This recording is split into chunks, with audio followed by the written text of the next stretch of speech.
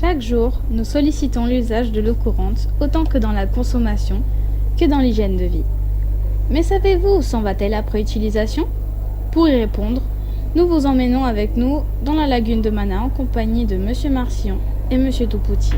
Les eaux usées de Mana viennent d'une douzaine de postes de refoulement et finissent leur trajet dans la lagune derrière la cité Anne-Marie-Javoué. Les eaux usées passent dans cette pompe indiquée par la flèche, puis par le dégrilleur. Écoutons l'explication de Monsieur Marcillon. Ici, au niveau de la grille qui retient tous les plus gros éléments, également les filasses, tous ces éléments-là. On a aussi le bac qui retient le sable.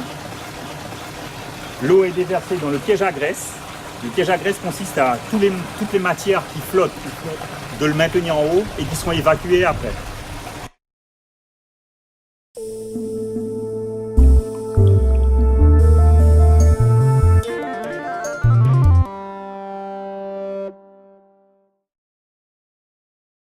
Comment ça alors? C'est une membrane. D'accord. C'est une membrane, elle n'est pas entourée, elle est complètement étanchéifiée par en fait, l'eau, une fois qu'elle atteint un certain niveau, se déverse dans le second bassin.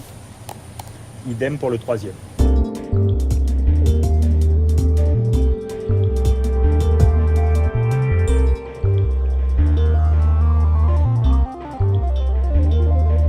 Ce n'est plus une lagune tout à fait naturelle comme elle l'était auparavant, puisqu'on a ajouté des aérateurs. Le fait d'avoir augmenté la capacité de traitement, on a dû mettre des préleveurs pour augmenter la fréquence des analyses. La lagune de 1300 équivalents habitants, on avait une obligation de 2 prélèvements et d'analyse annuelle. Tandis qu'aujourd'hui, on a une obligation de 12 prélèvements. Donc chaque mois, la G2 doit faire des prélèvements qui sont adressés à l'Institut Pasteur pour analyser l'eau. Et c'est comme ça que l'on nous signale si l'eau est conforme, le rejet est conforme à la réglementation. Et le délai entre ce que vous prélevez et ce que l'Institut Pasteur va analyser, il est de combien de temps? Alors, le prélèvement, comme l'a dit M. Toupouti, est fait juste avant, que les échantillons soient récupérés et envoyé à Cayenne. Il faut savoir qu'il y a une obligation de réfrigération, de maintenir à une certaine température ces échantillons. Voilà. Mais l'Institut Pasteur, il analyse longtemps après ou... Ah non, c'est une analyse immédiate, parce qu'il faut savoir une chose, c'est que l'eau se dégrade rapidement. Oui. Voilà. Donc il y a une obligation d'analyse immédiate. Et vous êtes tout le temps sur place? Bah, non, je suis plutôt dans le bureau. C'est moi qui fournis le travail en fait pour dire aux collaborateurs qu'est-ce qu'ils ont à faire. Le pro-mécanicien, c'est lui qui s'en occupe en principe des trucs électriques. Et puis moi, je surveille ce qui se passe sur le réseau.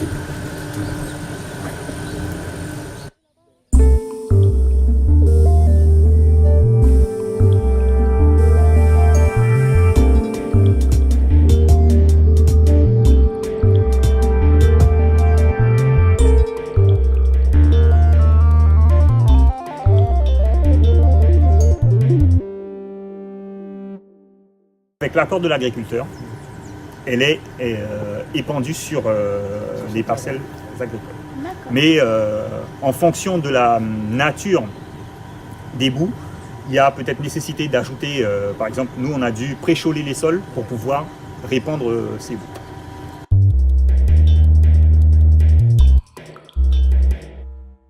Et cette eau n'est pas mauvaise pour l'environnement?